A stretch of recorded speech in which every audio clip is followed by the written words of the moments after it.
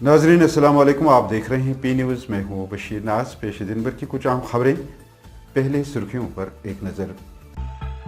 Supreme court में Bharatiya Janata party की हार, नेशनल कॉन्फ्रेंस को हल का निशान फिर से अलर्ट। नेशनल कॉन्फ्रेंस का खैर मकदम। इंडिया का नाम मिटाने से मुल्क पर बड़ा बोझ पड़ेगा, उमर अब्दुल्ला का बयान। जम्मू कश्मीर एक सियासी मसला है, इसको सियासी तौर हल करने की ज़रूरत, PDP। ई रिक्शा और SRTC गाड़ियों के खिलाफ एहतजाज, ट्रांसपोर्टर्स वेलफेयर एसोसिएशन।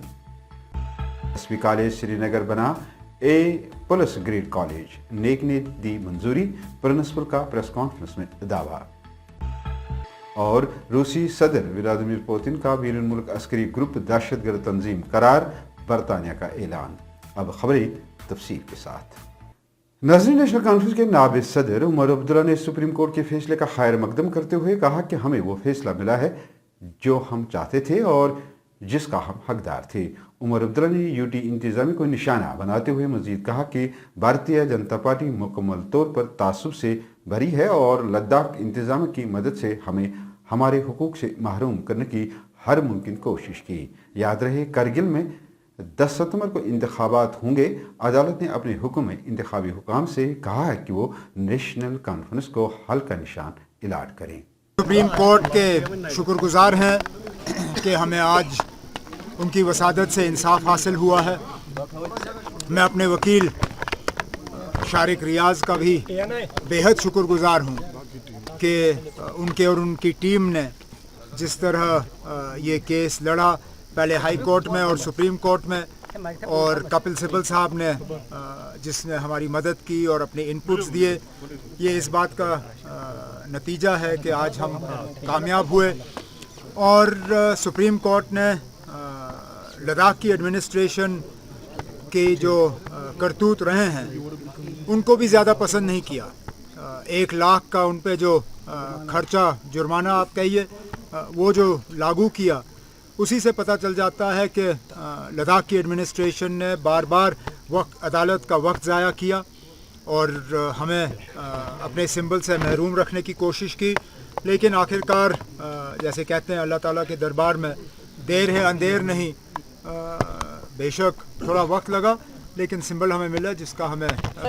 वही साबिक वजीर आला उमर अब्दुल्ला ने कहा कि भारत और इंडिया दोनों आइन का हिस्सा हैं और हमें दोनों में किसी एक का इस्तेमाल करने का हक होना चाहिए। उन्होंने ये भी कहा कि अगर हुकूमत अपोजिशन इत्तेहाद के इस्तेमाल की वजह से इंडिया का नाम बदल कर भारत रखना चाहती है तो वो हर चीज़ का नाम बदल कर मुल्क पर बोझ डालने के बजाय इत्तेहाद का नाम तब्दील करे। साफियों से बात करते हुए साबिक वजीर आला ने कहा, हम दोनों नाम इस्तेमाल करते हैं और दोनों आइन में हैं। आइन में तो ये लिखा है, दोनों नाम दर्ज हैं, हम दोनों नाम इस्तेमाल करते हैं। आप अगर वज़ीर आज़म के जहाज़ को ही देखें जिसमें आज वो इंडोनेशिया जा रहे हैं, दोनों नाम लिखे हैं। जहाज़ पे इंडिया भी लिखा है, भारत भी लिखा है।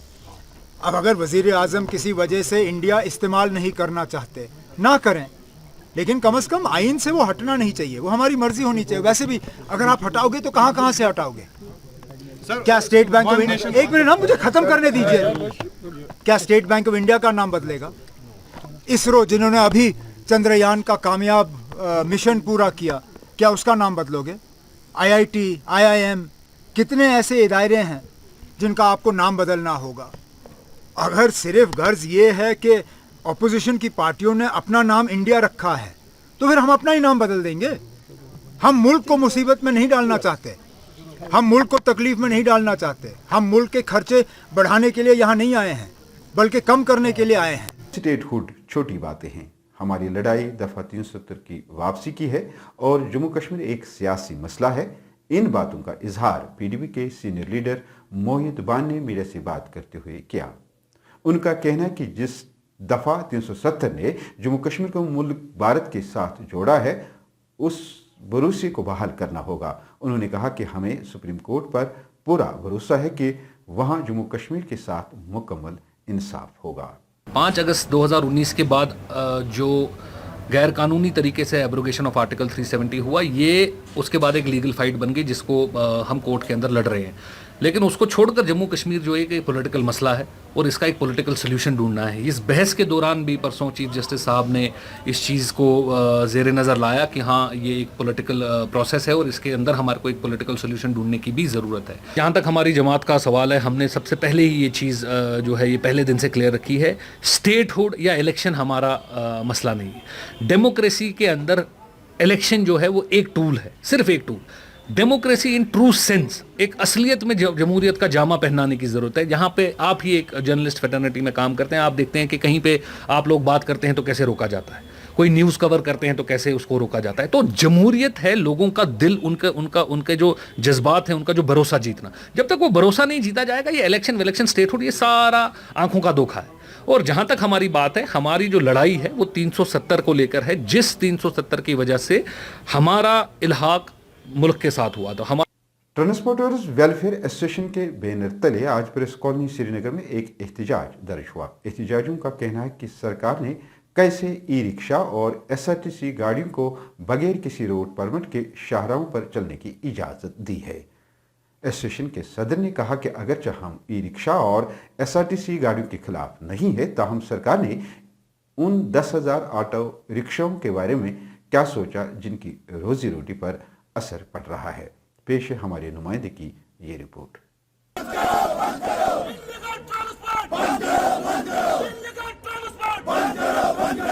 نہیں, ہمارا مقصد یہ نہیں کہ SRTC بند کرو, ای رکشا بند کرو.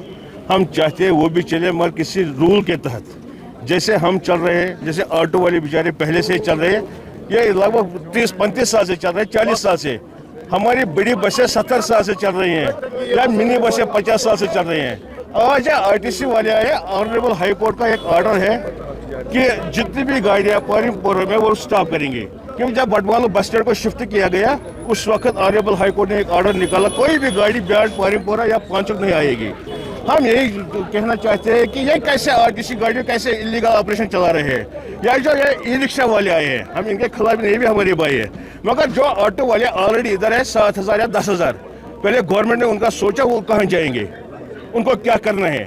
گورنمنٹ کو چاہیے کہ وہ دیکھے کہ اگر ہماری گاڑیاں پہلے سے ہی چل رہی ہیں, اگر کچھ نیا ان کو کرنا ہے ان کو دیکھنا چاہیے. یہ بیچارے کہاں جائے گی جو پہلے سے ہی چل رہے ہیں, ان کو کیا کرنا ہے. ایک پریس کانفرنس سے خطاب کرتے ہوئے SP کالج کے پرنسپل نے کہا کہ جو امیدوار PG UG کورسز میں داخلہ لینا چاہتے ہیں ان کے لیے SP کالج میں داخلہ شروع ہوا ہے.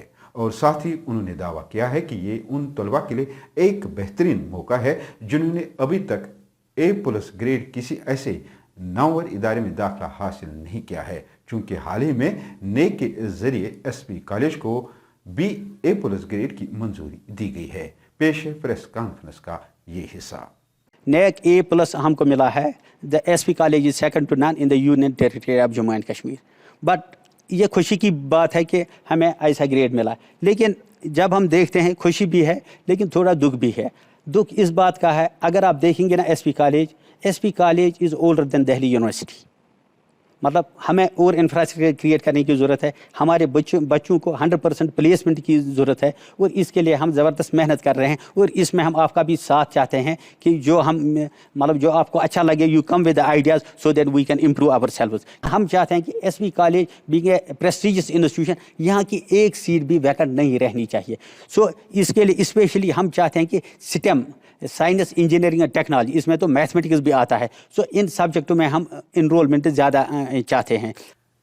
برطانیہ نے واگنر گروپ پر پابندی کا حکم جاری کیا ہے اور اس گروپ کو کالعدم دہشت گرد تنظیم قرار دے کر اس کے ساتھ منسلک کسی بھی شخص کو بعض جرائم میں ملوث ہونے کے نتیجے میں 14 سال کی قید کی سزا بھی مقرر کی ہے.